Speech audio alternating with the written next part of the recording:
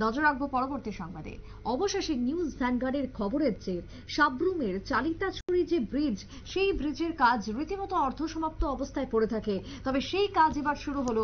News vanguard লাগাতার এই খবর সম্প্রচার করে এসেছিল, যেখানে ছোট ছোট স্কুল পড়ুয়ারা জীবনের ঝুঁকি নিয়ে চলাচল করছে, এই ব্রিজ পারাপার হচ্ছে। সাম্প্রতিককালে বন্যায় লোহার যে ব্রিজটি ছিল সেটি ভগ্নদশা হয়ে যাওয়ার ফলে নতুনভাবে কাজ শুরু হয়, কিন্তু সেই কাজও প্রায় অর্ধসমাপ্ত অবস্থাতে রেখেই চলে যায় সংশ্লিষ্ট ঠিকাদারি সংস্থা।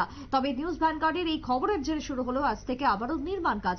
গতকালকেও দেখেছিলাম বিরোধী দলনেতা জিতেন্দ্র চৌধুরী, তিনি ছুটে যান ঘটনাস্থলে এবং ব্রিজ পরিদর্শন করেন, এলাকার কি অবস্থা রয়েছে হাল হকিকত খতিয়ে দেখেন। এমনকি তিনিও কথা বলেছিলেন দপ্তরের সাথে, আবেদন জানিয়েছিলেন ব্রিজের কাজ পুনরায় শুরু করার জন্য। অবশেষে আজকে সকালবেলা থেকেই শুরু হলো কাজ। চালিতাছড়ি এলাকার কয়েক হাজার মানুষের জন্য হরিণা বাজারের সাথে যোগাযোগ স্থাপনকারী একমাত্র লোহার ফুট ব্রিজ বন্যার জলে ভেসে যায়, যার ফলে সাধারণ মানুষ থেকে শুরু করে সকলের অসুবিধা, জীবনের ঝুঁকি নিয়ে চলতে হয়েছে। অবশেষে কাজ শুরু হওয়াতে খুশি স্থানীয়রা। কি বক্তব্য সাবরুম থেকে উঠে আসছে, শুনুন। অত্যন্ত বেদনাদায়ক ব্যাপার, কিছুদিন আগেই বন্যার জলে আমাদের যে এখানে স্টিল ব্রিজটা যেটা ছিল এটা বন্যার জলে ভাসিয়ে নিয়ে গেছে, এবং যে ব্রিজটা আমরা দেখতে পাচ্ছি পাশেই, সেটা প্রায় 13-14 বছর আগে শুরু হয়েছিল, বাম আমলেই শুরু হয়েছিল।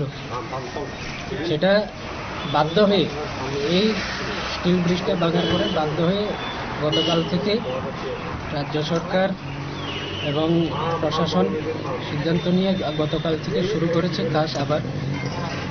সেটা আগের সরকারের বহু গাফিলতির কারণে কাজের মধ্যে অবহেলা দেখা দিয়েছিল, যার জন্য এত দেরি, 13-14 বছর লেগেছে।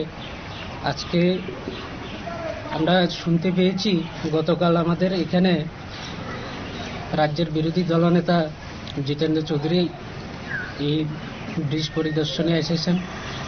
উনি এসে বর্তমান সরকারের বিরুদ্ধে নানা কথা বলে গেছেন, কিন্তু বাস্তবে যদি আমরা চিন্তা করি, এই ব্রিজ সেতু এটা শুরু হয়েছিল বাম আমলে। ব্রিজ শুরু হয়ে কাজ শেষ করার কথা 3-4 বছরের মধ্যে শেষ হওয়ার কথা, কিন্তু বাম আমলের প্রায় 9-10টা বছর লেগেছে। আজকে আমাদের এইখানে রাজ্যের নতুন সরকার হওয়ার পরে এই সরকারও কিছুটা হিমশিম খাচ্ছে এই ব্রিজটার কাজ নিয়ে। যেখানে আগে যে টেন্ডারের যে কস্ট ছিল, সে কস্ট নিয়ে সমস্যা হয়েছিল, আগের কস্ট এবং বর্তমানের যে কস্ট সেটার মিলছে না, সেটার জন্য যার জন্য সেখানে টেন্ডার চেঞ্জ হয়েছে, ঠিকাদার চেঞ্জ হয়েছে, এই কাজটা যার জন্য ডিলে হয়েছে।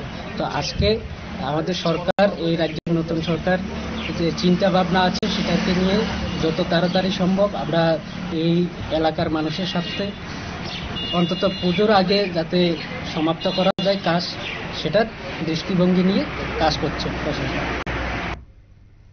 এলাকাবাসীর অভিযোগ, বক্তব্য আপনারা শুনলেন। কাজ শুরু হয়েছিল দীর্ঘদিন ধরে, কিন্তু কাজ শেষ হচ্ছিল না। তবে অর্ধনির্মিত কাজ শুরু করলে অবশেষে প্রশাসন, স্থানীয়রা খুশি। আগামী দিনে চলাচলের ক্ষেত্রে সুবিধা হবে গ্রামবাসীদের, এমনটাই বক্তব্য উঠে আসছে সাবরুম থেকে। ছোট্ট বিরতির পর ফিরবো, সঙ্গে থাকুন।